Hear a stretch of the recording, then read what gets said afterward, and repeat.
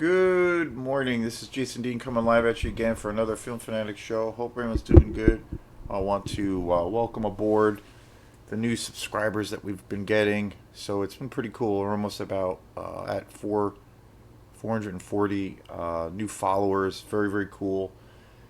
It's yeah, it's been a fun journey, and I love uh, people commenting on these videos. There's been a lot of folks who keep up the dialogue on commenting on all of the films I talk about and that I love. So really, really cool. Much love to everyone who contributes in that way. So lately, I went to Opera House Video,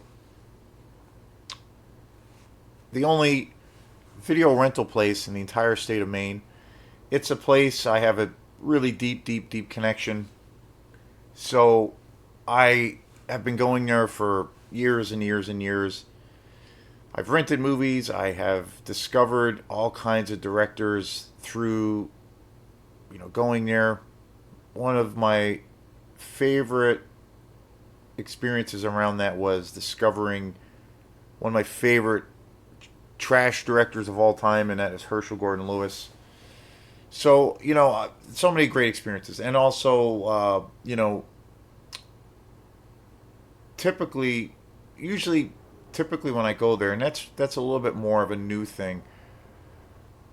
But I typically just try to rent, older film. I mean, I should say newer films. Because in my own time, during the week or whatever, I have a lot of films in my collection, but typically I watch a lot of older films. But I always love to check out new things. New things that are coming out, movies that I love to go to the movies. It's been a while since I've done that, but I try to do that because that's one of my favorite things, if not my favorite thing to do in my downtime or in my free time. And but just overall in general, as much as I am, you know, where my head is usually always in that space of checking out, the old school exploitation, old school horror films, and what have you. I love to stay current, try to check out new things all the time. And usually when I go to Opera House Video, that's usually the case. But this past weekend, I got a movie, which is going to be today's show, on a movie that I have not seen in years and years and years. And so that's what the topic of today is going to be about. I went to Opera House Video on Saturday, and I got quite a few movies. I got three movies that were new, first time watches for me. They were newer films or new films, and then one that is a much older film. And again, I have not seen it in years. I don't own it, but it it was great. It was awesome, really really good. And that is Clive Barker's Lord of Illusions. I and it's crazy. Like it's such a '90s movie. It came out in 1995, which is crazy. I remember when this film came out and I was in high school. At that time, I do consider myself a pretty big Clive Barker fan. You know, Obviously the best thing his name, in at least in my book, the best thing he's ever been attached to is the Hellraiser franchises, especially the first two. And the first one is such a masterpiece. I love the second one too. The original Hellraiser movies are just so incredible and badass. And Clive. It was all based on the Clive Barker books, and characters he created, just phenomenal. I got probably about 3 or 4 years ago, maybe more actually. Now I bought an amazing Blu-ray edition of Hellraiser, and it's incredible. It's one of my favorites. There's so many great special features. It's all remastered and restored. Another film of his that I think is one of my favorites, and also, he's huge writer. Obviously, he's synonymous with really prolific writer.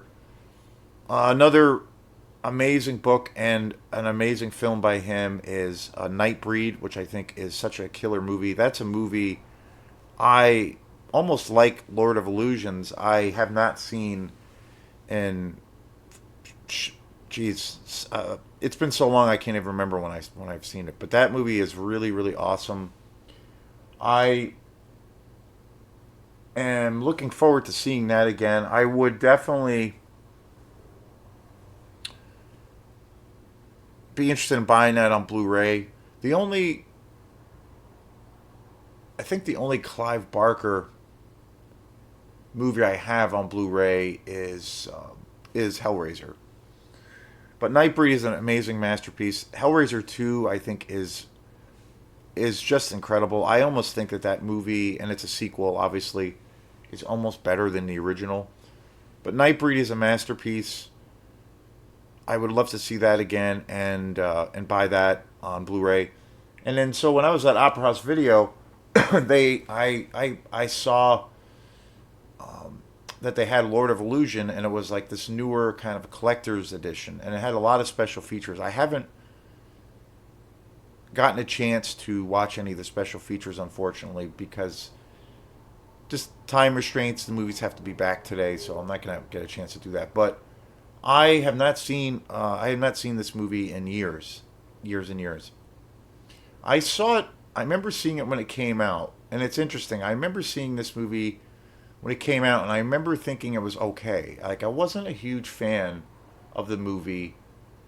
I was such a big fan from a really really young age of the Hellraiser films, and for me when those films came out, it really set the bar high, and I felt like, and also Nightbreed, I felt like after those movies, everything film wise that Clive Barker was attached to just wasn't as good.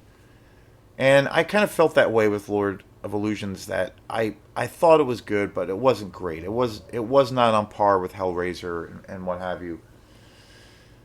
And I've seen, and I think back then, again, this came out in '95, so that was like it might as well be 2,000 years ago. And again, when I first saw it, I thought it was good. I thought it was pretty solid, but again, it was such a long time ago. It's hard to remember things that happened 3 weeks ago sometimes. So let alone in 1995. And I remember I did see Lord of Illusions. You know, sometime later after that. I know I saw it a couple times on DVD, and I always thought it was solid. It was good, but I never thought it was on par with like the quality of Nightbreed or especially the Hellraiser movies. But I watched it last night, and again, I had not seen it in probably like 20 years.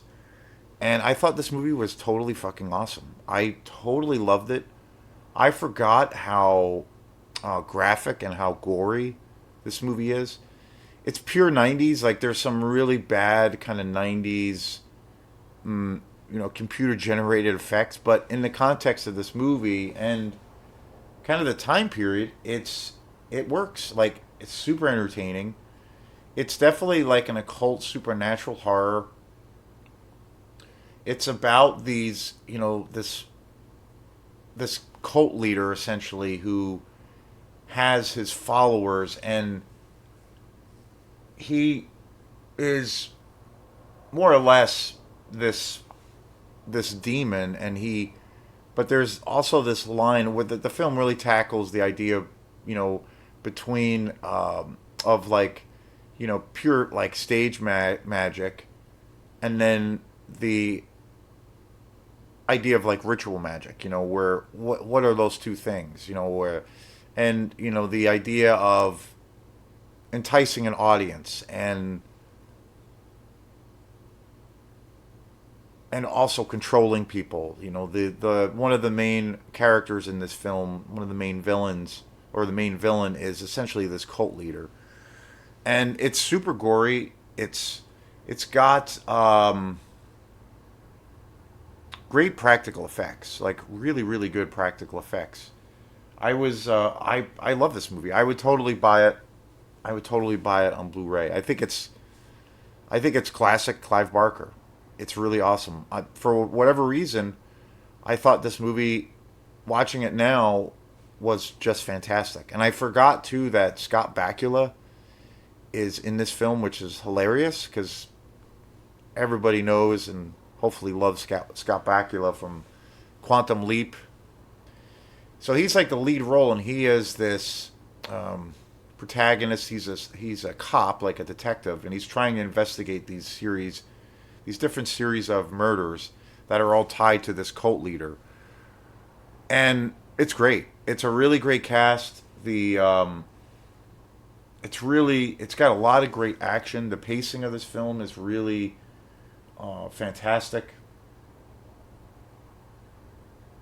Scott Bakula, Famke Janssen, which I again is another actress who I totally forgot was in this, and she was fantastic in this movie. Daniel von Bargen, who plays Nix, who is this, he is kind of the head villain, if you will. Kevin J. O'Connor is super awesome in this film too. He plays Philip Swan. Oh, very cool movie. Really great, like supernatural. It's got elements. It's got a little bit of like a detective story vibe, but then it's very supernatural based. A lot of gore, a lot of violence, which I was pleasantly surprised by. Barry Barry Dale Sherman is also in this film. Joseph Latanoe is also in this film. Um, Mickey LeBeau and Joel Swallow. Really great cast. Really great cast. And the other thing too was that's really cool was Clive Barker wrote this film, adapted it from his own book, and then also directed it, and it's directed really well. It's yeah, super fun. It gets bonkers crazy towards the end, like most of Clive Barker's work does, and but it's great. It's really awesome. I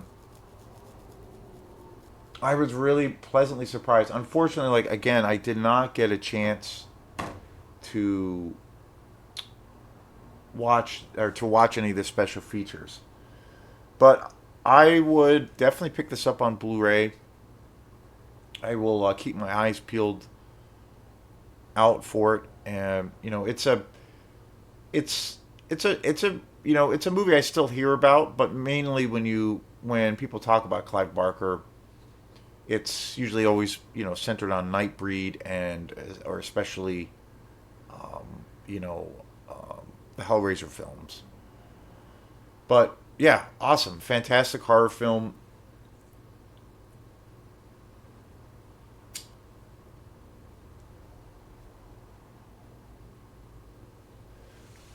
I'm always curious about films like how they're going to hold up over time, and when you a person's state of mind or where they're at, sometimes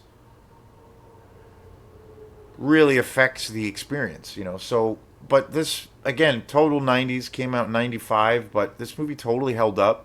I didn't think, yeah, it was a little bit dated with the computer graphics because this was like, you know, the start or kind of the emergence of where computers were starting to starting to be used for, kind of digital effects.